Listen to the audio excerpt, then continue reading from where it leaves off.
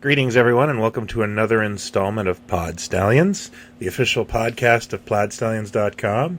I'm Brian, as always, and to my left is Jason. Hello, everyone. And this week's topic, this month's topic, I guess, is something that just celebrated its 50th anniversary in the United States, and that is the 17-episode, eclectic, inspiring television series, The Prisoner. Which actually I just discovered had its broadcast premiere in Canada in September of 1967. Did you know that?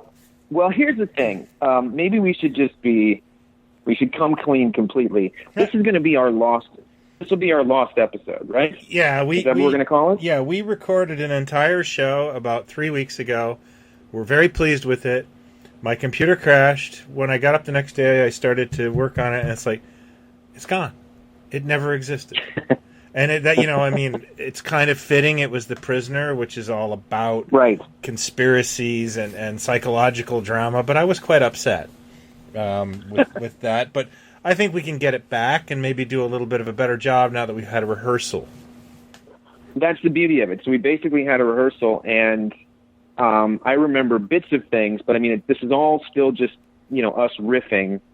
And so, for example, something that Brian just said that I was about to say, I just heard that somewhere and realized that the place I heard it was from you a few weeks ago when we recorded before. Yeah, and when I recorded the last one, I was drunk, so this one's going to be all new to me.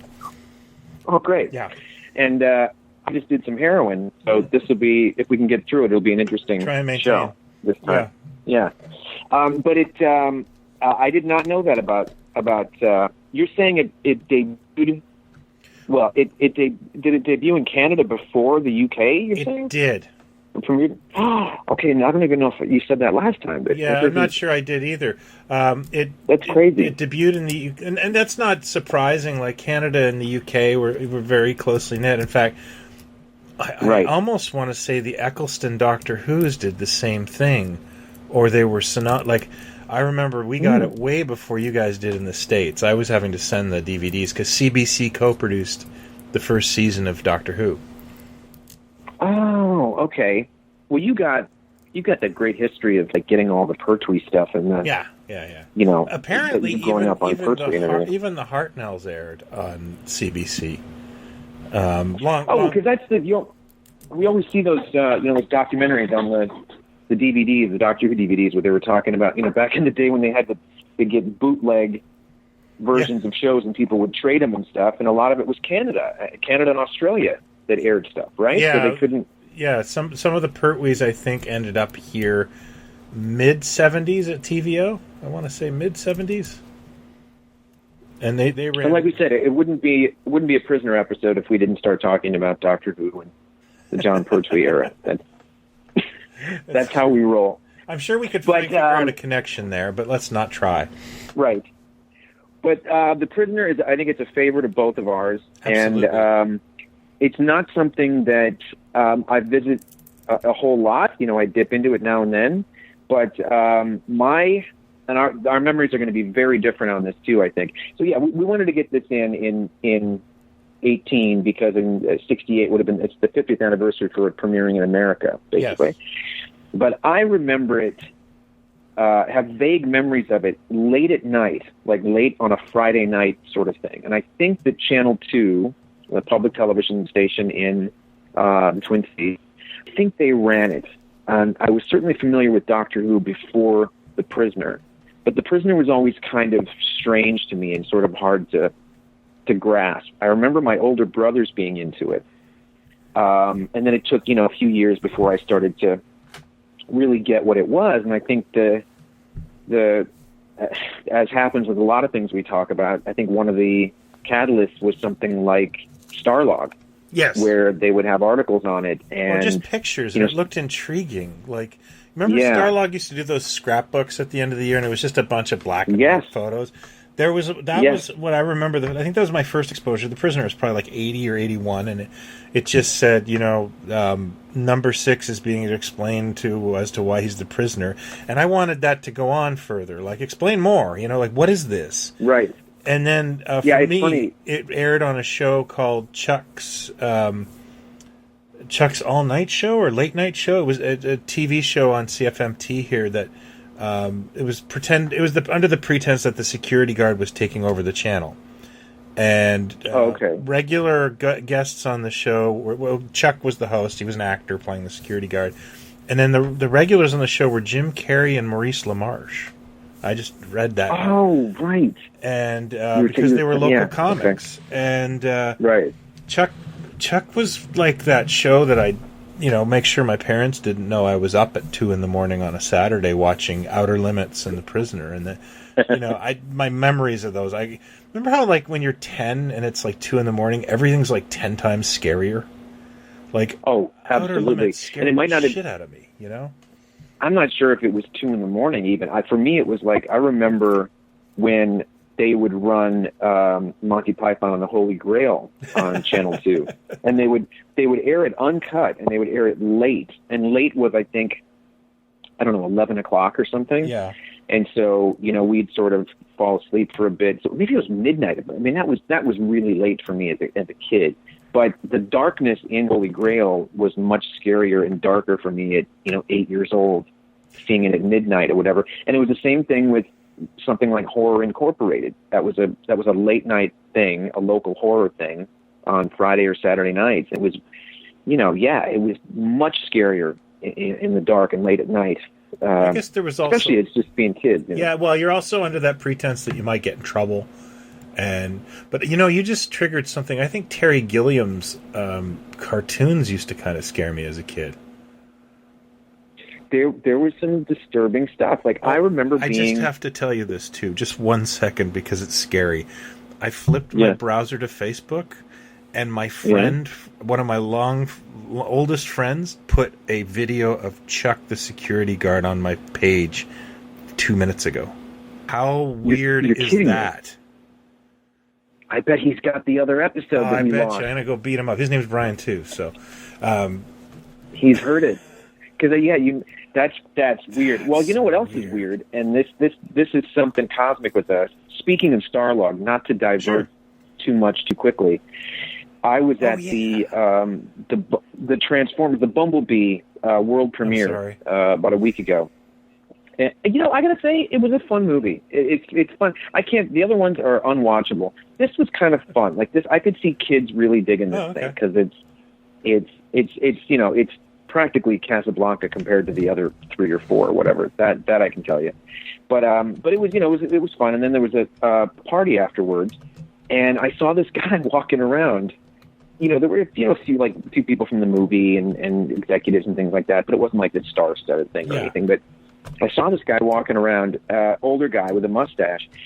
And the second time I saw him, I thought it was Peter Travers from Rolling Stone magazine, the reviewer from Rolling Stone. I wouldn't know what he would look like. And the next time I saw him, he was sort of hovering near me, and just, one of those things where your eyes kind of meet and you kind of nod. You go, oh, hey, how you doing?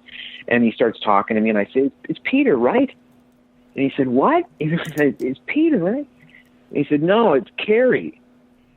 And I just kind of looked at him like, Carrie? And then I got a real good look at him, and I looked at him, I got a better look at him. I said, what's your last name? And he said, O'Quinn. And suddenly it was just like this, holy shit kind of moment. And I said, publisher Starlog, and he's like, yeah. And he, of course he's not thinking he's going to run into people that know Starlog or something. And I just flipped, and I was like, oh my God. And like, it became this really weird time travel moment of me standing next to this guy and like knowing his face from the opening of the magazine, the greeting in he did the editorial or something, whatever it was in the front, and he's the guy. He's the publisher of Starlog, and we just started talking about how much. I think of like that. He was the picture of him there. I wouldn't have recognized him, but because he was. To me, he's going to be the same age he was in 1979 in my head, because it was that black and white photo of him. Right. Yes, of course. And there was a guy, and then I said, and there was a guy at the back, and it was Howard something, and now I forgot the guy's last name, but there was another guy at the back, Zimmerman, that had his, he had the, O'Quinn had From the Bridge, I think it was called, and then Zimmerman had, From the Galactica or whatever it was, in the back or whatever it was. But I started talking to him, and then I grabbed the people I was with, and I'm like, do you know who this is? And all four of us were like, oh my God, that magazine meant so much to us. Thank you so much. And, when I started talking about the scrapbooks, and I mentioned things like The Prisoner and a lot of the Jerry Anderson stuff and Space 1999, like they're the gateway drug for a lot of that stuff. The gateway, absolutely, absolutely. He said something like, well, I hear more about Fangoria than I do about Starlog. And You're I not said, talking to the right people. I don't know who those people are. It's because... You're not talking to the right cool people. Well, yeah, I mean, I'm not going to... The horror fans are very passionate, and I'm yes, no, I know. But, yeah, I think Starlog's starting to come around, like, in terms of, like, people talking about it again. I'm getting a lot of that. So, that's... Yeah, I was really, really talking him up and saying, you're one of the first interviews I read with George Lucas talking about Empire and some of the news about Empire and things that were going to happen. And, the first photo I saw from Return of the Jedi was the cover of Starlog, and that journey going through the Rosedale Mall to get to the Beat Alton to see the magazine there. And it's funny we're talking about this because I mentioned it, or I sent you the picture, and you had said just a minute ago, somebody mentioned Carrie O'Quinn to you or something. I was telling a story to my son. Or no, not my son. Somebody asked me about the Starlog store. And I mentioned it, and in my head, I went through it again. What happened was, I don't know if I probably told this story before. I probably told it in our Starlog episode, but my friends and I at like 6 a.m. drove all the way to New Jersey. I did all the driving. Because we were going to the Chiller Theater convention. We ended up at one of New Jersey's many malls in the evening, and we were wandering around. There was a Starlog store, and it was pretty amazing. But just as I got in there, this wave of tired hit me. That, like, you've been driving for 12 hours? Right. And I was kind of a zombie standing there, and my friends are going through all the magazines, and my other friends buying toys, and I'm just standing there stoned. Duh. And the clerk decides that I'm the guy he's going to talk to. And he talked a mile. I can't tell if he talked a mile or a minute, or if I was just kind of in that zone where I couldn't understand it. He was so fast. But he kept mentioning, oh, you Mr. Carrie O'Quinn, Mr. Carrie O'Quinn. He said Carrie O'Quinn so fast that it was kind of like mumbled. And to him, Carrie O'Quinn was his god. Sure. And sure. I wasn't kicking myself that I missed him. You know what I mean? Like, it would have been neat. Well, it was. But I was chuckling about that when your picture of him came up on my Facebook feed. And here we are talking about your Canadian show, and then somebody posted a picture of there's something cosmic that's there. Why we detoured The Prisoner. But it is kind of fitting, because I think that the most information I got about The Prisoner before I started to find it, because then it got out, I think it was released on VHS or something. There were some episodes that got released, or maybe the whole series or what, and then you could rent them. Before I got into it and really understood what it was through. Well, they were like $39.95 in the back of Starlog. Remember that? Yes. One episode of The Prisoner in a deluxe clamshell case. And I remember as a kid going, I really want to see this show again. And it's like, oh my God, that Canadian and the shipping. It would have been like $67 an episode. Right. Right. So we got a VCR. I think the fall of 1985, and a local channel was playing it at like 2 a.m, and our cable was messed up. My parents never would call about this, so CB signals would get into The Prisoner while I was taping it. So I'd be watching, an episode, and I can honestly remember, I think it's actually Fallout during the the shootout. There's just some guy, and I may still have the tape. I should probably try and find it. It's just like, George, bring coffee donuts. George, coffee donuts. Coffee donuts. Like, that's the kind of stuff that would interfere. Like, when I was like 16, I just called the cable company and said, is this normal? And they're like, no, we'll come fix it for free. But a lot of my like Space 1999 and The Prisoner, they were played on this Barry channel called CKVR, and it was like, nostalgia television. And a lot of my old VHS tapes have those weird CB dropouts in them. And that's how it'd be better if the cable company said, I think that CB signal is 30 years old. That man's been dead for 30 years. What? What? Those voices are in your head. Bring George some coffee and donuts. So it was this. I mean, and I didn't really know, who he was or what it was. No. We got Danger Man as Secret Agent Man, too. And that was sort of a thing that was on every day at different times of the year, different years or whatever. It wasn't like a consistent thing. And we knew it, of course, because of the Johnny Rivers song, which was like a FM staple. It was played, constantly. And I kind of knew it was the same guy after a while. But, if people don't know the story, he was, I think he was just about the highest paid television actor in England at the time when he was doing Danger Man. And that was for Lou Grade, which is, what do you call ITC or ITC? Yeah. And he was getting tired of it. And as the story goes, they wanted him for James Bond, and he said no. And McGoohan was a very interesting character. He was he didn't like the misogyny and the violence in the Bond books and what was in most movies and stuff. And he didn't. I don't think he kissed any woman on screen. He certainly didn't in The Prisoner. I don't think he did either. He's very, very Catholic. Yeah, to a point where, like, I'm Catholic and I don't know what that's about. To a point where I think, from what I understand, some of the he was not particularly nice to some people on set, particularly women. The way he just sort of treated them, it was very, very odd. But he basically got Lou Gray didn't want to lose him as a commodity, and he was he did a lot of stuff at this point with the Danger Man thing. It was a big hit around the world. Yeah, there's even a color film, Karoshi. A color where they took color episodes and turned it into a feature film. Right, because there's only like a couple of color. Right, isn't there only a few color episodes? Like how many? Because there's one or two that are color, I think. Right? Am I wrong? Well, I just remember Secret Agent Man is all black and white. Right. I don't remember if there is any color. No, I can't remember. Well, no, the 2 episodes. Those are the 2 episodes that are in color. That's right. It. Okay. So and that's Karoshi, and they released that theatrically. So Lou Gray didn't want to lose him, and said, "What could we do to make you happy?" sort of thing. And McGoohan said, "Well, I'd like to, pitch you something." And I think he already had the idea. And there's a lot of disputing, like, who came up with what idea. And it was him and this other guy that was a producer on the show, and exactly how the idea was come up with, and I don't know if he found Port Merion first and then sort of built it around that, or the location, or what exactly it was. But he basically made this pitch, and he had already budgeted the show. Apparently, they had already come up with a budget and kind of handed it to Lou Gray. Well, yeah, but it was supposed to be a mini series, and then it somehow went from 7 episodes to 17. Yeah, he wasn't. Which I don't understand. He got, from what I understand, he had to get pushed to do the 17.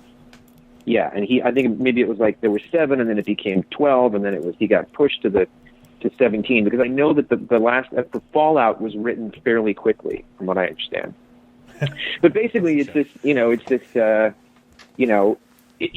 again, this has been disputed for years. McGoohan has said both things, but that the character from Danger Man, which is John Drake, is who the prisoner is. You can see it in the opening credits. There's a little black and white still of him from Danger Man, and that he's basically resigning and he's tired of being a cog in the system, sort of thing. And then he gets drugged. He's also called Drake in an episode. I think it's either in an episode. I know it's in one of the adaptations, one of the paperbacks. I think they call him Drake. So maybe it's in the show too. I think there's Drake is mentioned in the show at least once. He claimed at different times that it wasn't the same guy, but he also, I think he liked to play with that stuff, and he liked messing with people and stuff. So you just assume it's the same guy. And, you know, that each episode is, you know, there's not exactly a mythology that's been built where if you miss one, you're totally lost. But each one is different. Each one has a different number two, except for, I think there's 2 episodes where it's the same number 2, but people like, you know, I think Peter Wingard and Leo McKern and these great British actors are in it. And he's trying to get off this island, this little village. It's called the Village, and everything is very generic, and everyone, you assume they're all retired agents or, you know, flipped agents or whatever, and he's just trying to beat the system. And it's much, much deeper than that, and there's much more, many more messages in there about conforming and the system and the man and Big Brother and all that shit. So he was... It's trippy, and it's fantastical at times. Yes. I kind of put it in the same... I think of it in the same sort of universe as the Avengers. Now the Avengers, the early episodes with Honor Blackman, you know, the Ian Hendry ones and the Honor Blackman one, you go back and you watch some of those, and John Steed's kind of a jerk. I mean, he's sort of manipulative the way he uses her for assignments and things like that. And he's kind of cold and sarcastic. It really kind of comes into its own with Emma Peel. And one of the things that because there was more exterior shots, you know, the stuff with Honor Blackman it was like live television. Like they really were on their toes for this stuff. But once you got to Emma Peel, both her seasons, it got more kind of whimsical, and it got more. And one of their pop art show, very pop art. And one of their edicts was, when we do exterior shots, the streets are deserted. So you kind of get the impression that the characters within the show are the only ones in the city or in the show, kind of thing. And it made it kind of trippy. And I think The Prisoner is kind of not as whimsical, but there is whimsy in it. There's definitely black humor and you know, satire in there too. And it has a sense of humor for sure. Yeah, and he's just a wonderful. You just can't take your eyes off the guy. I find him to be kind of enigmatic. He is enigmatic. The voice, the eyes, the sort of. He's not quite Shatner. He's not quite doing a Shatner, but he is a little bigger than everyone else in the room. Yeah. He's kind of got a thug type face. I've always thought, like he's kind of odd looking but handsome at the same time. Rugged. Yeah. And he you know, co-created the show and wrote you know, some of the episodes and kind of was the driving force behind it. And I think one of the reasons that it's so beloved and it's endured the way it has is it is sort of a one-off. Like a lot of stuff we talk about, there are things that have been that it influenced, things that have happened that were influenced by it, but there's nothing that really feels like The Prisoner. And it was such a brief thing, you know, like just a kind of, like I say, like a one-off. And I think people really love it. Unique into itself. Yeah. And I think the beauty of it is it didn't wear out its welcome.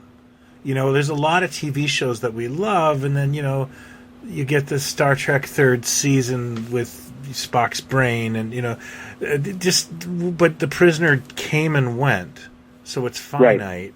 And right. No one's, like, he never tried to bring it back or do it again. He never caved to that peer pressure. I know there's a remake that came out in 2009. I think it was it AMC that did it? AMC, and it was so. I mean, if you're going to replace someone like Patrick McGoohan, you have to get someone interesting. Yeah. Instead, they chose Jim Caviezel. Just a block of wood. Bland. Just nothing to him. Yeah, I mean, and they tried to balance it with Ian McKellen. Yeah. Being number 2. But it just wasn't enough. Number 2. Number 2. And it was something that had been talked about for a long, long time. Like, would they ever bring this show back or redo it? Or a movie was talked about for years. And I think Mel Gibson was going to do something, because he put McGoohan in Braveheart, and he was a huge fan of the show and wanted to make a movie. And I think the problem was, like a lot of stuff that we dig, people couldn't figure out how to do it. How would you do it as a movie, or how would you do it as a show, as a miniseries? It is the kind of thing that it is very much the kind of show that we're getting now, on HBO or Showtime or AMC. These things that are sort of more quirky and kind of strange and open-ended, and you got to kind of follow. It would fit in pretty well right now. I think its influence is constantly being felt. I've never felt more confident that television could do a good job of it now. But yeah, I mean, there was a time when Sky Networks announced that they were going to do it with Christopher Eccleston, and I thought, well, there's a guy who might be able to pull this off. Yeah, he could pull it off. Yeah, but I don't know what happened to it, and it didn't go anywhere. But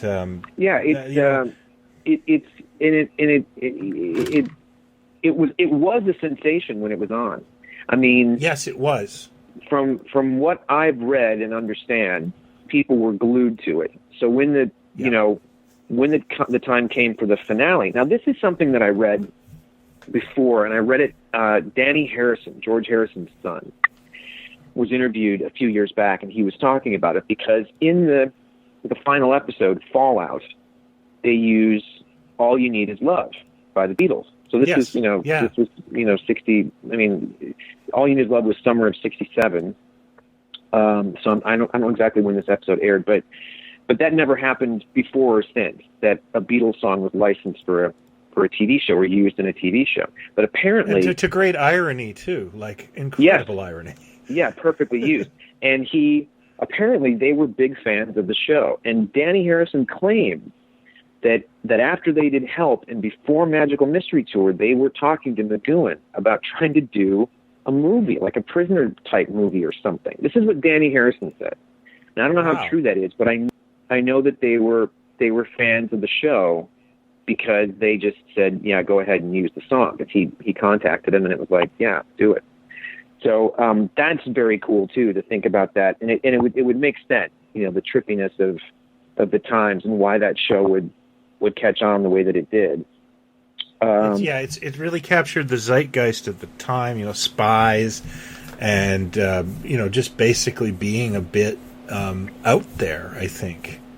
Yeah, it doesn't have. I mean, even though the village is the setting, the setting changes quite a bit during the show. There's a Western episode. There's one of my favorites is The Girl Who Was Death, which is basically a fairy tale. Yeah, and the Western one's weird too, because the Western one, there's really it just sort of shows up. Suddenly it's a Western. It's just... Yeah, I think there's something special about that episode too, in that it didn't air somewhere. I think maybe it didn't air in the States. And The Girl Who Was Death, is that the one where he's back in modern London and he's following that woman? Yeah, and she, it's got that beautiful scene, and I used to have a beer mug with this at the bottom where it says, "You have just been poisoned." Yes, in the bottom of the glass. Yeah. I used to have that in college. Somebody stole it. I remember seeing that the first time, and I went, "Man, that's something I haven't seen on television." He's having a pint. He's having a pint at that pub, and as he gets lower and lower with the beer, he sees in the bottom of the glass that, the more he sort of drinks and tilts the glass, "You have just been poisoned." So then he goes to the bar and asks her for a bunch of shots, and he does like 7 or 8 shots in a row, and then goes into the bathroom, and that he's trying to vomit up, what he just drank. Yeah. But I'd never... We just basically took an Epicac. Yeah. I'd never seen something like that in television before. So, so he was a trippy guy, and what I've heard was that he was very weird with women, and he would not kiss a woman on screen. That was too much, for him. I heard he liked to drink, and so he didn't know what... I didn't know that about him. What mood he was going to be in, sometimes from day to day. But it is kind of a singular vision, and the Port Merion thing, I think, had a lot to do with it too. That location, which is in Wales, and it does seem kind of another time, or just its own sort of thing.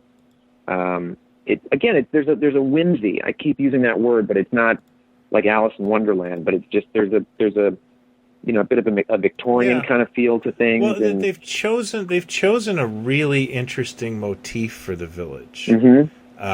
The penny farthing bicycles, and everyone's in sand shoes, and Right. it has this sort of they've very, but it's also got kind of that lava lamps and modern-esque feel to it too. It really isn't Right. a place you've been to.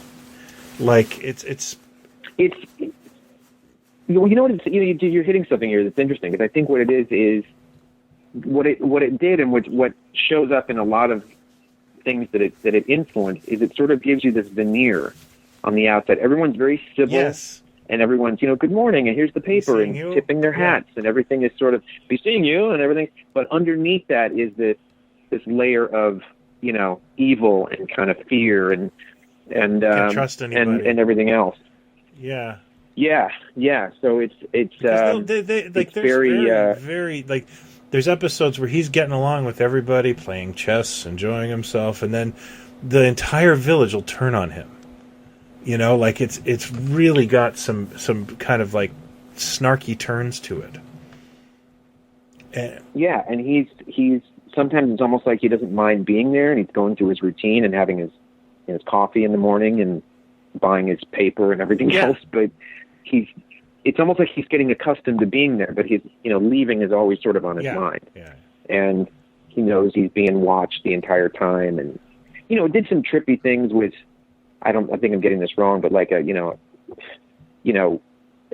like a camera in someone's eye or something, being able to see what they see on the big screen, or swapping bodies, or doing things that were really kind of trippy ideas. Yeah, my favorite favorite episode of that is Schizoid Man, because instead of making, that's the one I'm thinking of. Well, instead of making an imposter, they make number 6 feel like he's the imposter, number 6. And that's a really neat concept. And I always admired that episode. It's one of my favorites. That's the one I'm thinking of. Yeah. They did stuff like that. I think that's possibly in my top 5. I love the episode Hammer into Anvil, because it's a number 2. I think it's played by Patrick Cargill. And the guy thinks he's going to break number 6. He's a hard ass. And number 6 just plays mind games with him for days and messes him up. And it's I think that just shows you everything you need to know about the prisoner is Hammer into Anvil. And then he eventually makes everyone suspicious of that number 2. Yeah. He basically ends up putting that number 2 on the spot, and then people are sort of questioning his motives. Exactly. Basically. And that's a perfect example of what that show is. That's a great thing to show somebody, I think. Yeah. There wasn't, because it was such a brief thing, there wasn't a lot in the way of merchandise. I think there were some paperbacks that came Thomas out. Dish. I don't think was there an annual? I don't think there was an annual, right? There was. If there is, I got to own it. There's Danger Man annuals, but I don't even think it got like the the TV21 kind of tie-in that most ITC shows did. Maybe because it was considered too adult or too brief. The only thing I can think of that is really significant is the Moke, the Dinky Toys did the Mini Moke. Yeah, the Mini Moke. Now I've got one. Do you? Oh. Do you have one? No, I've got one. I've got one that was restored. Oh yeah, I think that's basically the original how Mini you Moke. Can get them. Is restored. Yeah, and he did a repro box. It's very tough to get. And the first time I ever saw one, not in the flesh, but in a photo, was in the It's a Small World catalog. Yeah. Which I found, by the way. Remember I was texting you a while ago and I couldn't find those things? I found them. So I've still got them. Everywhere I've gone since 1990, I've had those damn catalogs. But that's the first place I knew it existed. So yes, Dinky made the Mini Moke. I think that's about it, right? Was there anything else that was done? Nothing I can think of. I have a little bit of an interesting story about that. Is my friend Sean and I decided we were going to make a limited run of 8-inch number 6 figures, Mego style. Did this about 10 or 13 years ago. Heard about this. And I heard about this. And we did little fun things like put a balloon in to be Rover, or we even did one that had the, hope I'm not spoiling it, the number 1 mask and the white robe and the little ball. Spoil it. And we got it was really cool. Now, we got a message saying, I am Patrick McGoohan's granddaughter, and I would like to give him one of those. How much are they? And, of course, there was free of charge. One, because we didn't really want to get a cease and desist. But two, respect. So she sent me a really nice email back saying, I just want to tell you, you made his birthday today. He said, of all the things I was given, I think my favorite is this dolly. And I knew he said that. Wow. And I, of course, wrote her back and said, you didn't take a photo of that, did you? And I never heard back. But wow, but that's pretty cool. Yeah. I knew a guy that, first off, my first question is, when are you going to make more of those? Because I'd like one. I wonder if Sean still has the heads. I didn't do the molding at the time, but if he has, I still want a Jim Rockford, and I want a prisoner on number 6. We're actually working on Zardoz now, like Zed from Zardoz. Of course, you're doing Zardoz before Jim Rockford, the only detective back then, him and Columbo, that didn't get a figure, and you're doing Sean Connery from Zardoz. Of course, we need. Of course you are. Of course you are. Did you do a Diabolic yet? Yeah, they're at Sean's house. I haven't seen them yet. See? Okay, yeah. All right. He's as long a as we busy got guy. that done. Yeah. But that's pretty damn cool that I knew a guy when I first moved out here. I forget how I knew him, but he was a studio exec or something, and I don't know how, I remember how the prisoner came up, but he knew McGoohan, and he said, I've been trying to get the prisoner thing for a while, and that. And he was talking about his drinking, and then he just kind of didn't care. He just was, he lived in L.A. now, and he'd been here for a long time, and he didn't care. Speaking of Columbo, he shows up in Columbo a lot. He does, He was good friends with Peter Falk. He directed quite a few episodes, and he showed up in like 4 or 5 of them, I think, throughout the years. He's in good different ones characters, too. obviously. He's in really good ones, as I recall. Yes. It's been a lot. Columbo was like when I was unemployed in my mid-20s, I never missed a Columbo. And then, of course, when it went to like Macmillan and Wife, it's like, okay, maybe I better get a job. Like Columbo felt, when A&E was playing the Columbo runs, it felt a little better. But I just started getting to like Banachek. It was not quite as validating to be on the couch. Did I ever tell you, like years ago, like I don't know, 10, 11 years ago, that Rich Fulcher and I went to a Halloween party? I must have told you this story. He called me the last minute. He said, hey, there's this party. I said, I don't have a costume. And he said, just put something together. I'm just going to knock something together. And I said, okay. So I put on a suit and then Buddy Holly type glasses and just said I was Clark Kent. Like that's literally the best I could come up with within hours. That's all I had. And he went as Columbo. Yeah. So it was just he had a shirt and tie and then the trench coat, and he just kept sort of touching his head like, one more thing, And he had a cigar in between his fingers, and that was his whole outfit. He's like, I'm Columbo. I said, oh yeah, I guess that works. It's pretty easy. It was easy. It was easy. Yeah. And we proceeded to. The house was a friend of his who was friends with Alanis Morissette. Oh wow. And Rich had met Alanis Morissette before or something, and we're there, and all of a sudden there she is, and she's dressed like she's Gene Simmons, and she's with her other 2 friends that are whoever the other 2 were as Kiss, and they were waiting for this 4th person that didn't show up, and that's the first time I met her, and we're talking and joking, and I'd already had a drink or 2, I think, having a wonderful time. And then, a few minutes later, she's there again. She's right next to me. She's like, do you want some tequila? I said, yeah. I said, I really, if it's Patron. She goes, that's all I drink. And she goes and gets Patron, and we do a shot. And again, I just want to stress, I'm having a wonderful time at this party. And I'm charming, and I'm meeting people, and, I'm funny. And she comes by again, and we do another shot. I think I did 3 shots of Patron with her, and I had a couple of vodkas, and then I got my a 3rd drink after the shot, and I'm standing outside talking to some woman because it was in this house kind of in the hills, sort of. And I was standing on this sort of patio kind of thing, talking to these two women. And I'm like, oh, so are you neighbors with them? And I remember this like it was an out of body sort of thing, where the words weren't coming out of my mouth.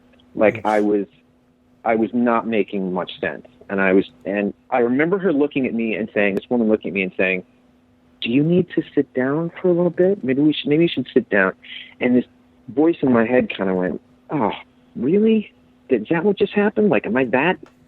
And I mumbled, and then I sat down. Well, now the whole, universe is spinning, and I'm sitting out by this table on this deck outside of this house. And I sat there for a little while, and I thought, it's time for me to go. I got to get out of here. And I stood up, and I went to what I thought was some stairs. There were these windy stairs that led down to the street to then get down to, to get a cab or whatever, start walking back to my place, if I'd ever get there. And instead, I went straight ahead, and it was a hill, just covered in rocks, like a steep kind of hill that I just tumbled down, all the way down this hill, all the down these rocks, and I'm getting beat up and everything. And I get to the bottom, and I look up, and there's a guy in a toga, and he's like waving at me. Thank God he's the only person that saw it. I climbed all the way back up, sat down again, waited a little bit longer, and now it's time to go. And I got up and I did it again, and I fell down the hill again. And the next thing I remember is, and this isn't a very good story, very happy story, but the next thing I remember is waking up at my place like I either turned into a werewolf last night, I've got mud on me, and my suit's kind of all over the place, and about 17 voicemails from Fulcher. Hey, listen, I'm upstairs. Did you leave? Or come find me. Call me when you can. I left him at the party. And I had like 17 voicemails from him. But that is called the Irish goodbye. Yeah, that was definitely an Irish goodbye. But it was, shots of Alanis Morissette and Fulcher as Columbo. That's a Halloween party. Speaking of Canadian, McGoohan was in Scanners. He was. In fact, he filmed a bunch of stuff. He filmed another film in Canada with Alexis Canner, who, of course, is the kind of like the hippie rebel. At the end of Fall. He's in a couple of episodes, I think. Follow. Yeah, he is. I forget his number, but yeah, him and McGoohan, I guess, bonded. Oh, no kidding. Because I think it was in the late 70s, he filmed a movie called Kings and Desperate Men with Canner, and basically he's a radio host who is held hostage, and it's famous because our Prime Minister's mom played McGoohan's wife in that, Margaret Trudeau, who she was once the Prime Minister's wife, and now she's the Prime Minister's mom. So, yeah. Oh, you love Trudeau. You love him. Dreamy.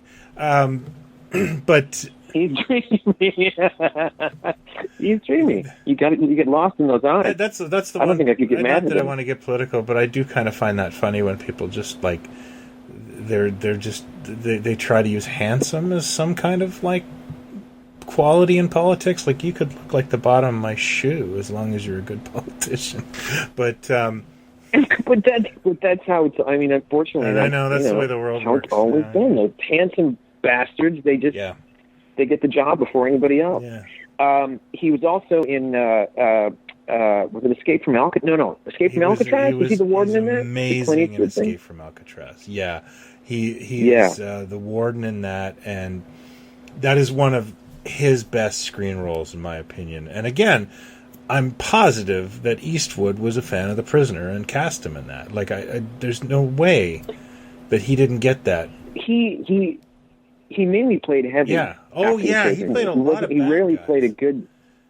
Yeah. It's funny. I think it was that tells you something about just his demeanor and his appearance in The Prisoner. He's not a smiley guy. He's not a happy guy. That also tells me he would have been a good Doctor Who.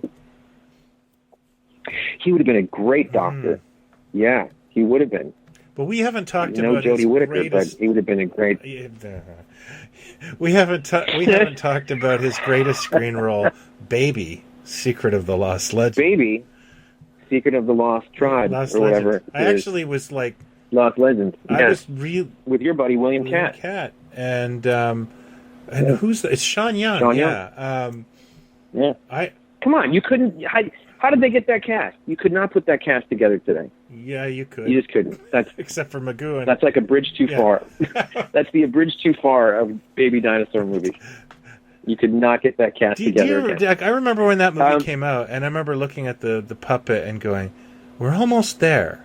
Like we're almost going to make a convincing puppet dinosaur." My memory of that is the picture, the black and white picture in Coming Attractions in Starlog, Back to Starlog.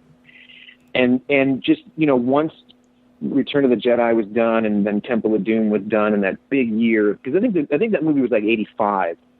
And we had a big year. 84 was a big year for genre stuff. And I just, when I see that image and I think of opening up the magazine and seeing that, it reminds me of like, things are changing.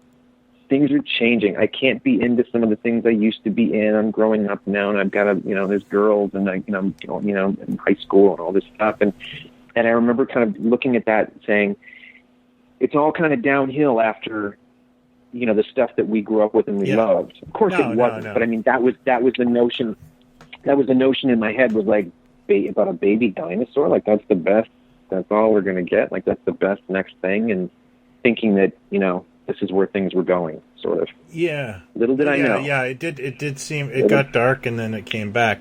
And I also really liked him. I liked him in Braveheart, but I really loved that he did a couple of nice pieces towards the end of his life. I like him as the ghost of the Phantom in The Phantom. And yes, that's right. He's in The Phantom. That's right. And I of course love that he parodied it. Like he did a parody of The Simpsons. And he was number 6. Yes. That That's was right. That was fantastic. That was cool. I mean, and it was so awesome to see this, like The Prisoner, a show that isn't, even though like it's adored and critically acclaimed, it doesn't have man on the street recognition. It's a bit niche. Well, the Iron Maiden did that beautiful song, "The Prisoner," and of course, like anybody who was a Maiden fan knew who The Prisoner was. But it wasn't like it didn't carry over like saying "Beam me up, Scotty." No, it's true. And I remember when The Simpsons, the first time I noticed The Simpsons doing that. It's one thing to have a Star Trek gag or like Mark Hamill shows up at a convention or something. I forget which one it was, but somebody, I think it was like I seem to recall something at the comic book guy's house or something. And he had Tom Baker, like the real Tom Baker, dressed as the Doctor in a package. Like, it was a Halloween special. And I thought, ooh, that's... Because, even I forgot to tell you, in Bumblebee, this Bumblebee movie, which takes place in 87 or 85 or 87, 85 maybe, the girl, Haley Steinfeld is the teenage girl, and then there's this boy that she kind of knows that lives nearby, and he gets a crush on her and whatever. Well, you eventually get into his house, into his bedroom, and they had Tom Baker posters on his wall, like those. You remember those weird ones that sort of came out like in the early 80s? There was like that set of photos, like there was one poster of K9 and one of him sort of leaning on something. There's one of him like just standing all in a from around field. the same. And that's the one I had. Yes, like he's got grass in his hand or something. I had that on my wall. It was one of those that he had on the wall, and I went, "Wow, that's a pretty cool, detail to have in this movie." Speaking of influences and things like that, Alan Moore, huge fan of The Prisoner. Grant Morrison, and especially things like The Invisibles. He says, if not for The Prisoner, he wouldn't have been interested in telling the story that he does. I knew Alan Moore was a fan of The Prisoner by the ending for the V for Vendetta comic book, because he just steals it from Fallout, and it works. Well, he does it in Watchmen too. You get Rorschach saying, "Be seeing you." Oh, I didn't know. And they did it in the movie too. Different characters say, "All right, be seeing you." I think Night Owl said it at one point in the movie, which is a riff on on No, that. I never caught that. Things like even Twin Peaks. I think Twin Peaks. I don't think I've ever read it or heard it from them, but I bet Lynch and Frost were fans of The Prisoner and the way it told a story. And their thing about Twin Peaks was always don't solve the mystery. They wanted to keep that mystery going as long as they could. Who killed Laura Palmer? Well, why don't we should probably because you said that, and I understand exactly where you're going with that. Because Fallout tried to solve the mystery. Is that what, because the reaction to that? Well, it's like I don't know if it was him wanting to wrap it up and say, let's just put the nail in the coffin, we're not going to do any more. Because I think he was asked to do more after that, and he had no interest. But it's sort of, maybe in a bit. I wouldn't say that everything is answered. I think it's still kind of open-ended. I'm saying that the notion of the format of the show, it could have gone on. Like it could have, I wonder if you could do a show like that now and let it run for 3 seasons and have him never get off, get off the island that was why I stopped watching Lost. With my wife and I were both into Lost, and during the first season, and I think at one point I just threw my hands up and said, "They are never going to satisfy this. This will end badly," and I stopped watching it, and I was right. Well, because you knew at a certain point that the mythology got too convoluted, and there was too many things that were just there to get you back the next week. And I find that to be a very cheap way of making television, which is just leave you hanging, but answer one question and bring up 3 more, and do that every week. And it's just kind of a cheap way to get you to come back, I think. And I knew they never were going to have that. And some people, just love the journey, and they're okay with that with Lost. But I thought it's sort of, to me, it's not like even, I think the new Battlestar Galactica was probably influenced slightly by The Prisoner. Absolutely. And sort of that one of the strange, characters is named number 6. Atmosphere, and there's that as well. Yeah, this is interesting, which I'm not sure a lot of people. I'm a big music fan and everything like you. The Britpop era, was big to me. But there's a band from that era called Supergrass that I always thought, really were the band, the Britpop band. Like every album they made, it got better and better, and they tried more and more things. And I just loved his voice and everything. Well, one of their first music videos for a song called All Right, they filmed at Port Merion. No kidding.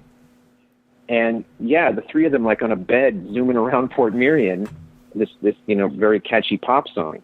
So it started to become this secret handshake with people, The Prisoner, that you'd catch things. I mean, back to Danny Harrison, he had not a band, but like him and another guy did some stuff, and they put out a record called The New Number 2. Like he's a big fan of like The I was Prisoner. saying, and he claims that Iron Maiden did a song called The Prisoner that opens with, who are you, I'm the new number 2, that whole thing. So they did a very popular tribute to it in the 80s as well. And see that knowing what's his name, who's the guy, like Bruce Dickinson? Huge Monty Python fan. Of course he'd love The Prisoner. It's just like it makes total sense.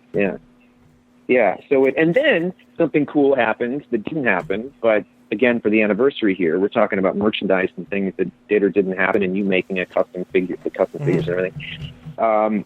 Marvel, was it Marvel or DC that had 2 chances essentially to get a Prisoner comic out there? Oh, it was Marvel. It was Marvel, and was it Marvel? It was Marvel. Well, there was a Prisoner comic in the 80s. It was actually written by a guy who managed a comic book store in Toronto, who went on to run, I think, our TV channel. His name is Mark Asquith. He wrote in the 80s. They did a sequel, Prisoner series. Well, there's one now that's out that Titan does, but it's not McGoohan, right? So is the one you're talking about McGoohan? But McGoohan, actually, no, it wasn't. It was a fault. Like McGoohan's character is in it, but he's an old man now. Okay. And I can't remember that story anymore. But it was big news when it came out because, it was the first time it had been picked up, and it was being continued. Mm-hmm. But this beautiful hardback book came out, and I'll put a link to it somewhere in the podcast page, and it is 2 different shots at doing The Prisoner. It's Jack Kirby and Gil Kane, and this is its unfinished artwork, so it's not a finished book, but you get to see, and it's huge. Humongous. It's like a tablet. It's like a treasury edition. Yeah, And it is just, it was something I had to have. And it... Yeah. That was actually the first thing I bought at Comic-Con. Oh, you got one too? This year was... Yeah, I got it the day it was offered at the Titan table. I picked it up, and it's gorgeous. It's absolutely gorgeous. And it's, we were talking about this, how, Kirby did, he is the king, hands down, and I love his stuff. But it is Kirby-esque. Like he wasn't as interested in getting portraits right or getting faces right. The way he we talked about this in the Kirby episode. And so it's McGoohan.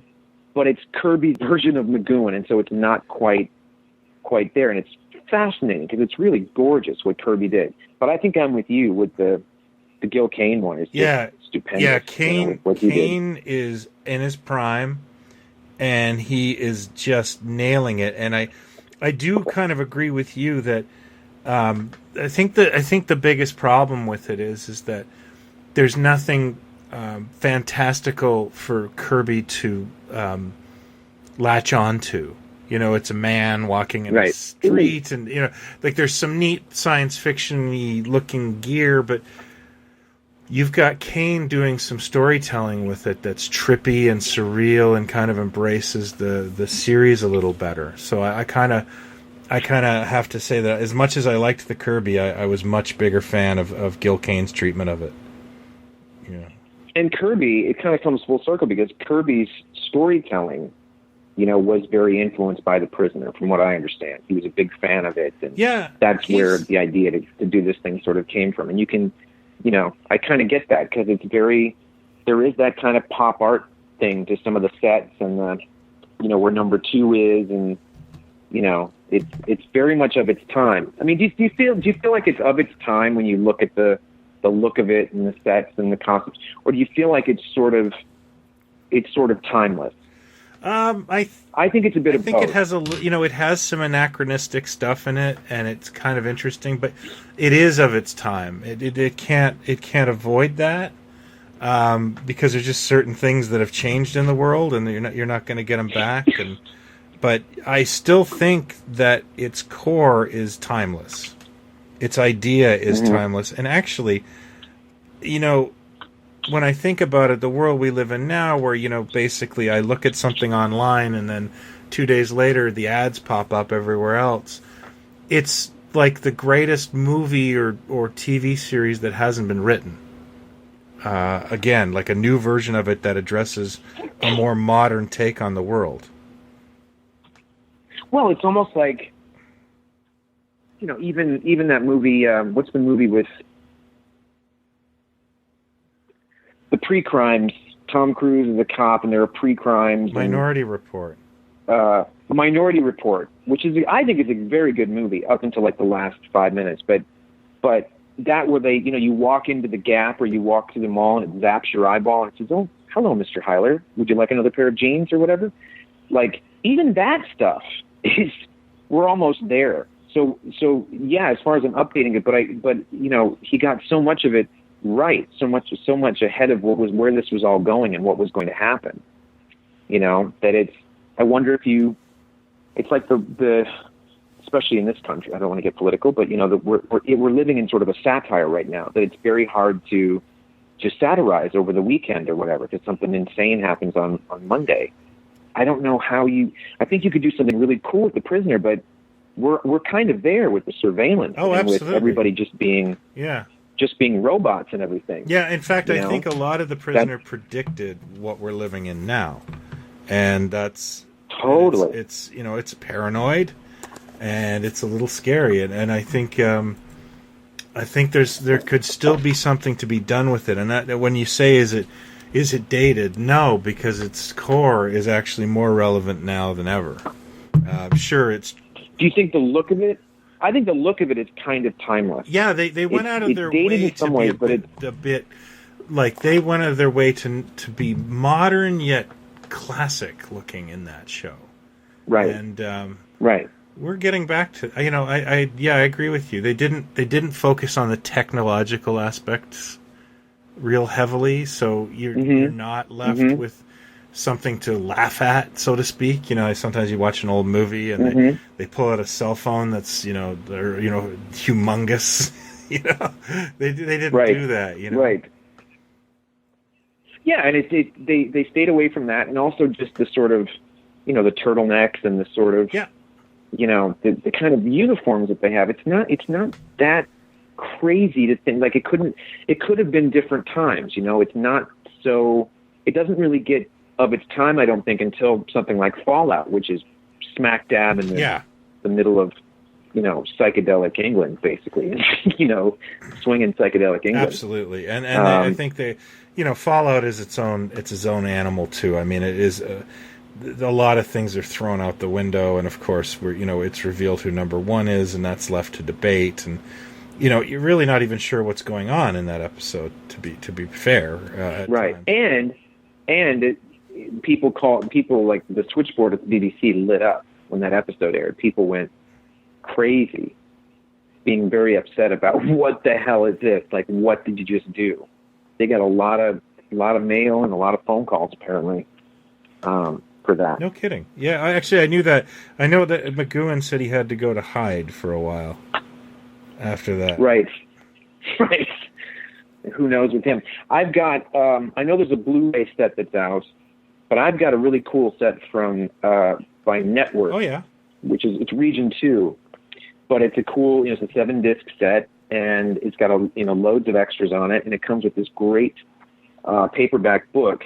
A complete production guide by Andrew Pixley. It's one of these books that's just you'll never read. It's just so detailed, but it's got copies of letters, correspondence and scripts and things like that. But that's the one I have. I think I had the big DVD set that A&E put out years ago. It was just this huge box, so I got rid of that. And I got this. You know what? This Reason I had the entire thing. I got it for Christmas one year. And then I basically sold, because of space, like they were so big, I sold off everything but like a couple of favorite episodes. And now they're all on Shout Factory. Oh, Shout put out? No, but they're on, Shout Factory has the rights to Space 1999, UFO, and like a lot of the ITC library. And they haven't put out many sets. In fact, I was talking to somebody and there isn't any interest, sadly, in putting out like the UFO Blu-ray or anything, but that Network did, and I own. But they do have them available to stream on their Shout TV, like it's a Roku channel. So, it's that Roku thing again, that thing you keep talking about. So I do watch. I've watched several Prisoners and a lot of Space 1999. Mainly by myself, but I was, trying to turn the kids on to The Prisoner, and I didn't. Varying success, I guess, but and the theme tune was by Mr. Ron Grainer, who did Doctor Catweasel. Who. No, sorry, and Doctor Who, Omega Man. Oh, the Omega Man theme tune, by the way, sounds a lot like The Prisoner. And I really like it for that. He did the soundtrack of Omega Man? Like the whole soundtrack? I don't know if I knew that. If you put on like the first 5 minutes of Omega Man, you'll go, "Oh, how did I not notice that?" Because it's so signature Ron Grainer. Mm-hmm. Wow, I don't think I knew that he did the Omega Man. Well, it's one of my favorite films. That's very cool.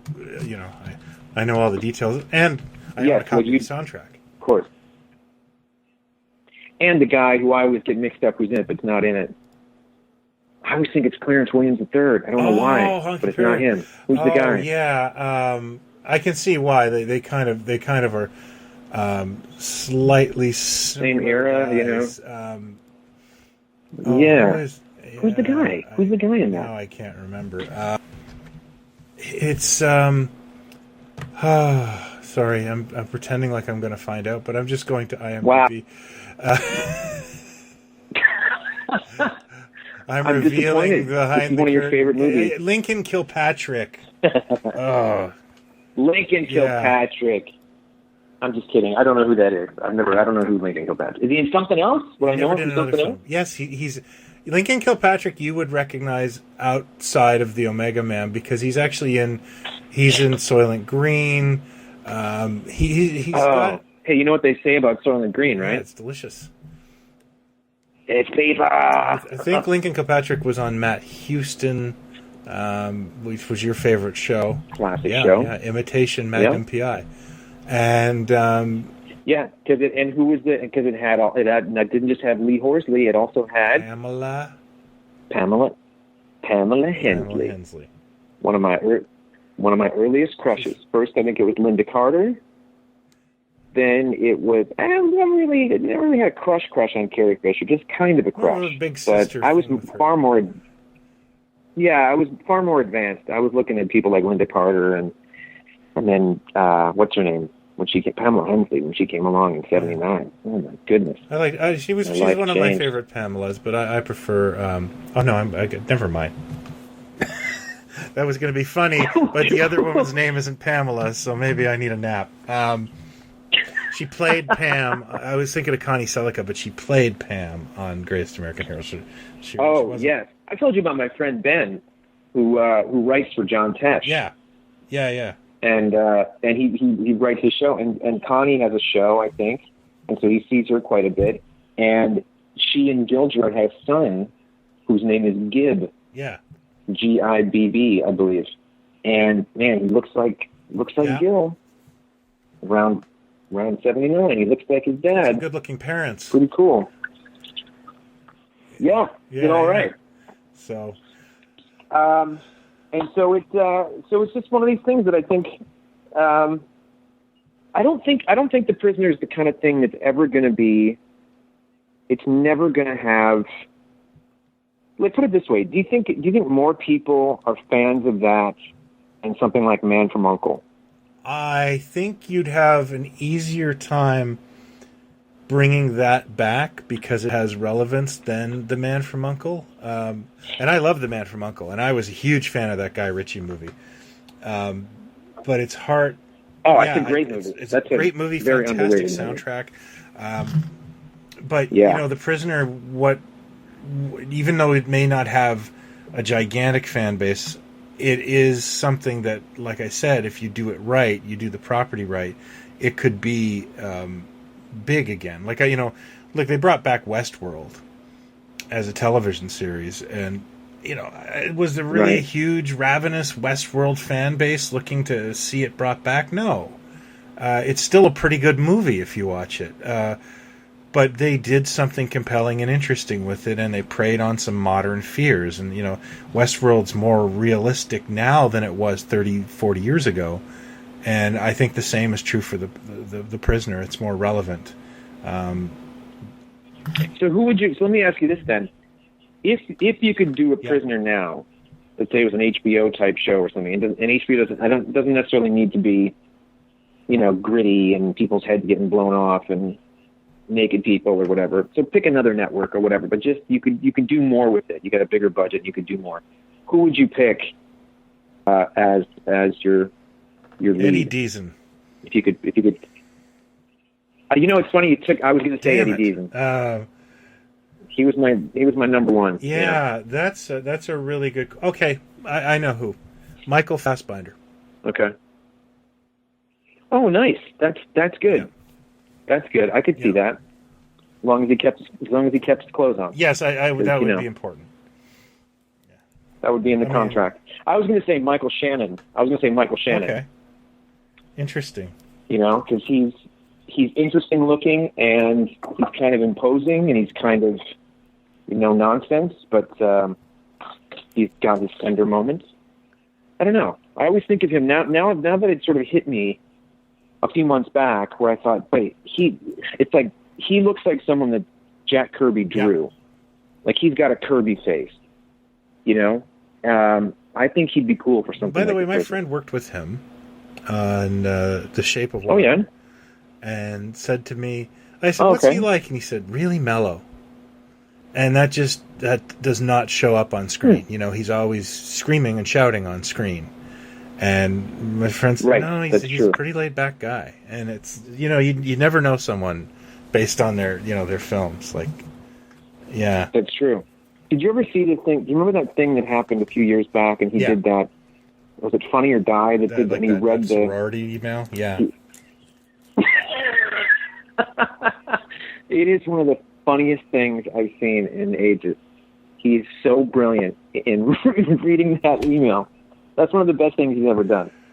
Is him reading that email, I think. Yeah, that was pretty funny. He's great. So we should probably wrap up. But I just wanted to wish all of our listeners a very Merry Christmas. Because Merry Christmas, everyone. We will be back in the new year. Happy holidays. We will, and we'll probably do our best of 2018 Absolutely, yes. thing. And I don't know what you're doing with your vacation, but I plan to goof off, paint, and I just got a stack of Man from Atlantis DVDs. Oh boy! And I just wanted to read this because it would make me laugh. Boy. It would make you laugh. This is a selling feature on the back of the DVD. Guest stars include Victor Buono, Kareem Abdul-Jabbar, Pernell Roberts, Renee Auberjonois, and Pat Morita. How did they get Renee Auberjonois? How did they get him back then? That was pre Deep Space Nine, it was too. Probably pre Benson too. It was pre Benson. I picked up season 2 because it was like $5. I came across a Miami Vice episode a few nights back, and it was really good. And I forgot how good that show was. The first couple of seasons, it really was holy shit kind of television. So I picked up season 2, and man, every episode, like Miles Davis shows up, and too, right? Phil Collins and Kira Sedgwick and Luis Guzman. Like this is in 1985, so I'm like, Kira Sedgwick. How old was she in 1985? It must have been 12. So that's fun. Well, enjoy your time. I'll probably be here. Much dumber. And I'll keep you on your toes come January. Again, thanks for listening, everybody. All right, man. Merry Christmas. Thanks, everybody. Enjoy the show. Merry Christmas. Happy holidays.